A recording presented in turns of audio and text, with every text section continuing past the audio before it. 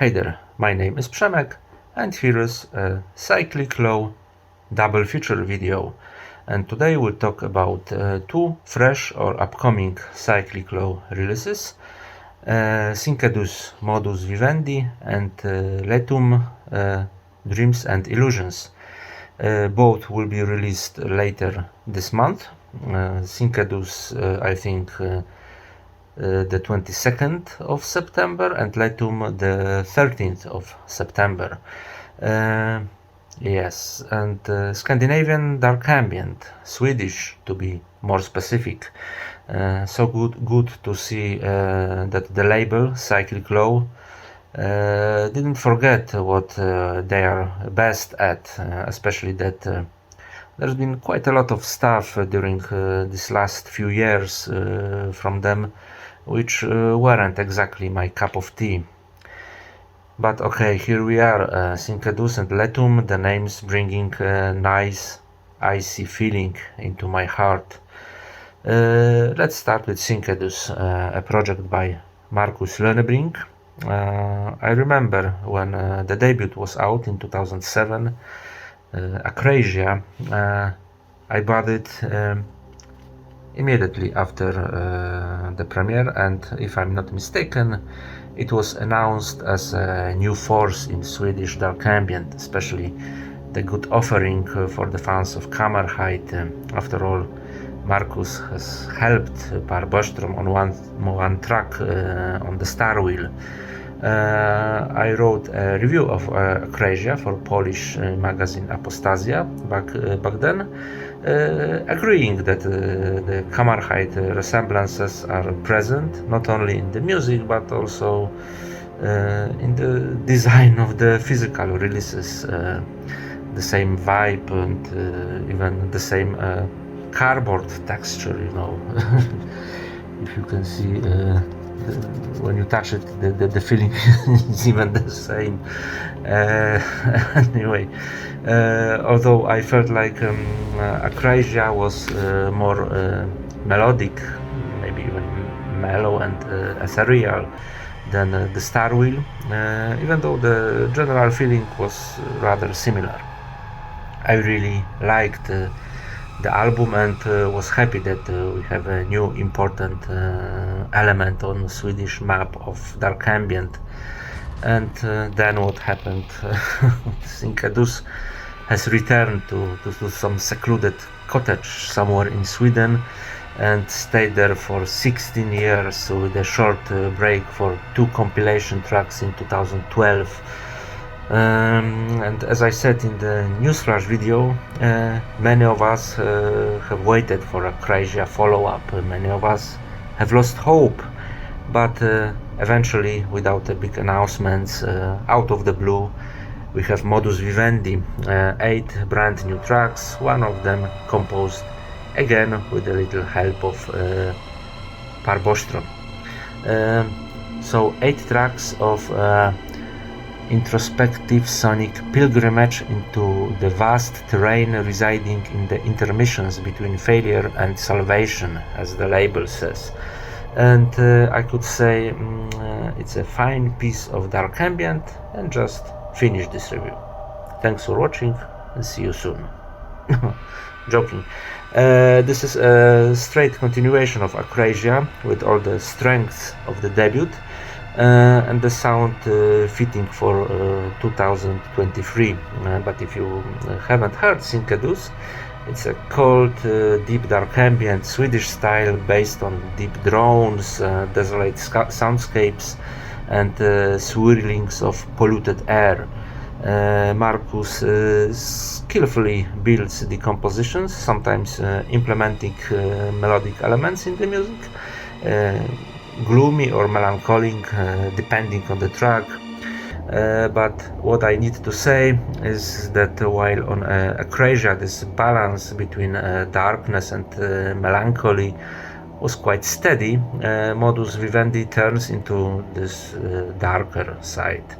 Never very oppressive, this apocalypse never tends to be lethal, but it makes you feel like you're the last man on earth, you know, the barren gray terrains without a single tree on the horizon. Yes, I know, on the star wheel there was one tree, but on Modus Vivendi there isn't any. You just walk forward without purpose nor destination. And Lona Brink's effective soundscapes make this journey very tangible and suggestive.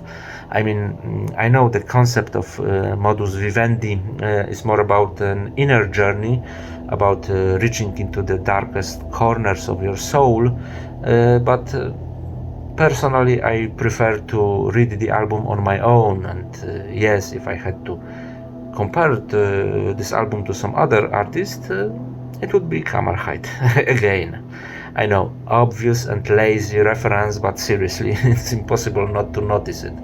But also, it doesn't change the fact that this musical pilgrimage, I refer here to my favorite track on the album, is extremely pleasant to dark ambient fans, and this is the album not to be missed this year, especially that, and this is my opinion, while we have many great labels and artists around, there are not so much dark ambient with this specific cold and humid Scandinavian sound these days, the sound which cold meat industry and early Cyclic Law was specializing in. And for me, Modus Vivendi is one of the brightest points on this year's dark ambient map. The second album Cyclic Law presents us in September is LÄTUM, Dreams and Illusions. LÄTUM is a project by Mattias Henriksson, and his first two albums were released by Cold Meat Industry. I remember the reviews back then saying that it was the debut, the entrance to salvation. Yes, the entrance to salvation. Yes, the entrance to salvation. Sorry, I forgot that it was strongly, more than strongly inspired by sacral industrial dark ambient of raison d'être. Well, that was true. I mean, look at the cover, raisonish as hell. But while some people considered it as a kind of weakness of that album, I didn't think about it that way. I enjoyed it quite much. Also, I guess it was more melodic than Peter Anderson's project. Plus, I think there was less darkness and more grief. It was more emotional, I would say. And on the second album, Broken, the music got significantly darker. I mean, we still had those mournful organ melodies, the solemn sacral atmosphere, but this time counterpointed with noisy textures, you know. And after Broken, Mattias Henriksson was polishing his style on 3 self-released works, The Fifth State of Grief, Shades of a Lost World, and The Face of Life and Death. And I didn't listen to them very much, mostly because I don't own them in physical form on CD, and you know, I don't like to listen music other than from CD. Anyway, all this leads us to this point, Dreams and Illusions, the album this time under the Cyclic Law banner. I listened to the first track, Dreams and Illusions, and I hear Raison d'être again, but this time not from the 90s or early 2000s classic era, but from the time of Metamorphosis, and especially the criminally underrated The Stains of Embodied Sacrifice. Unpopular opinion, and I say it with full responsibility, my second favorite Raison d'être album ever. The first one is The Empty Hollow Unfolds. And this first track, Dreams and Illusions, is a massive, industrialized, slowly evolving and building tension, absolutely fantastic opening. And after that we get around 45 minutes of music, which lead me to the conclusion that this may be the least accessible album by LÄTUM. I mean, at least comparing to the previous ones. But this sacral element is kind of absent here.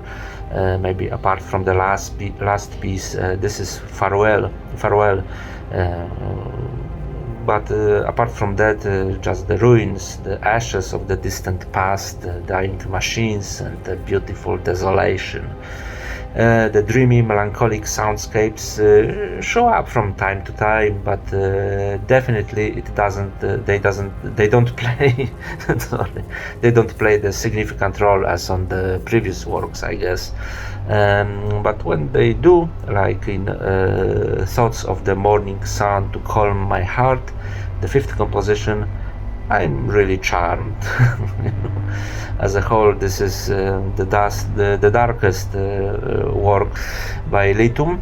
It's not flowing gently through your speakers. It's like crawling like some unnamed menace. Just listen to the roar of death with that vague, dark industrial vibe.